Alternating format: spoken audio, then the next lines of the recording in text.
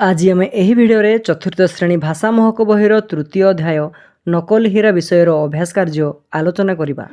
एक नंबरटी कही राजा जड़े किभली शासक थिले।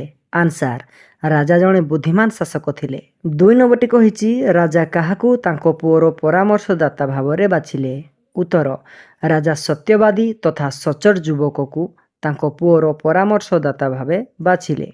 तापर तीन नंबरटी कही राजा केउ मानकू प्रश्न पचारिले। उत्तर राजा राजा दरबार रे उपस्थित थिबा मंत्री और परिषद वर्ग को प्रश्न पचारिले। तापर चार नंबरटी कही युवक जनक नीरव थिले काहींकी। उत्तर परिषद माने राजा को संतुष्ट करिया पई मिछ प्रशंसा करथिले, मात्र युवक जनक तोषामद न करी सत्य कहवाकू चाहूथिबारु प्रथमे नीरव रहिथिले। तापर पांच नंबरटी कही राजा युवकों उपरे काहींकी खुशी हेले। उत्तर युवक जनक राजा को संतुष्ट करिया पई मिछ प्रशंसा न करी तांको प्रश्नर उपयुक्त तथा सचोट उत्तर देइथिबारु राजा तांको उपरे खुशी हेले। तापर 6 नंबरटी कही परिषद मानकू महाराज शेषरे कौन कहिले। आंसर महाराज शेषरे कहिले जे कर्म ही भगवान, सत्कर्म और सच्चिंता मानव उन्नतिर मूल आधार, सचोट पणिया ही मानविकता एवं काहारिकू तोषामद करिबा अनुचित, प्रत्येक कार्य प्रजा मानक हित पई हेबा उचित। तापर 7 नंबरटी कही युवक जनकू राजा असली हीरा काहींकी देले। उत्तर युवक जनक राजा को खुशी करिया पई मिछ न कही प्रश्नर उपयुक्त और सचोट उत्तर देइथिबारु राजा तांकू असली हीरा देले। तापर 8 नंबरटी कही परिषद मानकू राजा नकली हीरा देबार कारण कौन।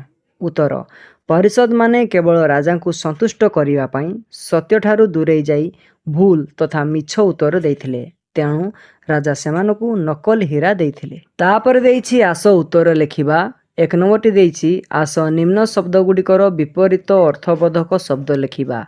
पुराणा हेबो नुआ, दुख हेबो सुख, उपस्थित हेबो अनुपस्थित, संदेह हेबो निसंदेह बा विश्वास, संतुष्ट हेबो असंतुष्ट, नकली हेबो असली।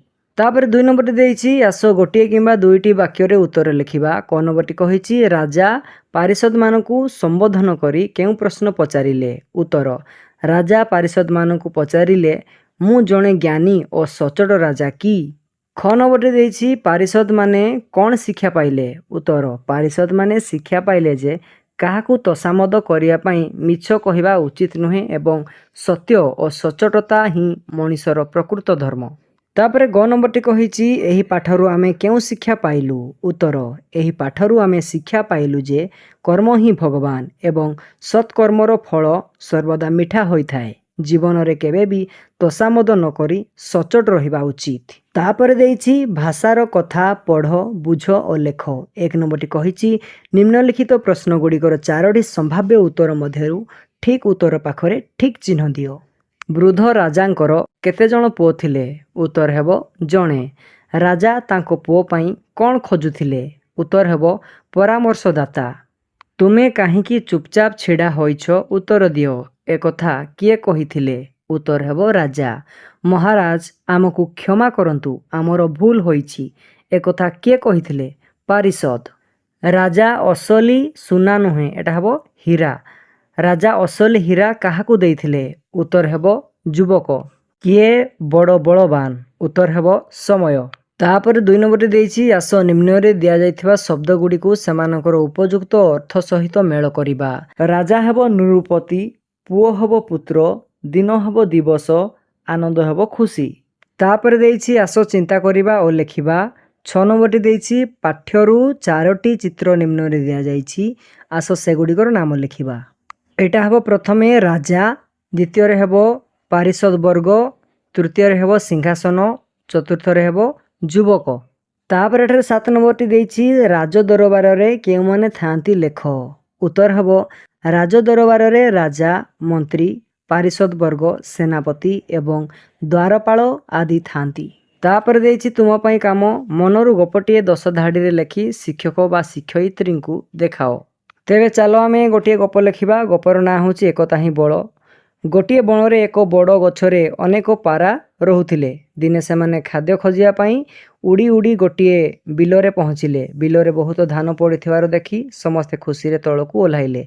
ମାତ୍ର ସେଠାରେ ଜଣେ ଶିକାରୀ ଜାଲ ବିଛାଇ ରଖିଥିଲା ଏବଂ ପାରାମାନେ ସେଠାରେ ଫସିଗଲେ। ସମସ୍ତେ ଭୟଭୀତ ହୋଇ କାନ୍ଦିବାକୁ ଲାଗିଲେ। ସେମାନଙ୍କର ଦଳପତି ବୁଦ୍ଧିମାନ ଥିଲେ। ସେ ସମସ୍ତଙ୍କୁ ଧୈର୍ଯ୍ୟ ଧରିବାକୁ କହିଲେ। ଦଳପତି କହିଲେ, ଯଦି ଆମେ ସମସ୍ତେ ଏକା ସାଙ୍ଗରେ ବଳ ପ୍ରୟୋଗ କରି ଉଡ଼ିବା ତେବେ ଜାଲ ସହ ଉଡ଼ି ଯାଇପାରିବା।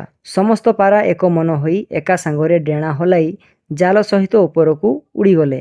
ଶିକାରୀଟି ଆଶ୍ଚର୍ଯ୍ୟ ହୋଇ ସେମାନଙ୍କ ପଛେ ପଛେ ଦୌଡ଼ିଲା, କିନ୍ତୁ ଧରିପାରିଲା ନାହିଁ। ପାରାମାନେ ଦଳପତିଙ୍କ ମୂଷାବନ୍ଧୁ ପାଖକୁ ଯାଇ ଜାଲଟିକୁ କାଟି ମୁକ୍ତ ହେଲେ।